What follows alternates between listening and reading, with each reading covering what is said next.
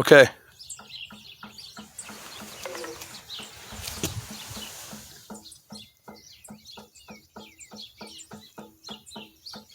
Don't know if you can hear that on the video, but it sounds like there's a slight bit of play in the rod down at the crank, and that would probably be the knocking when it's running.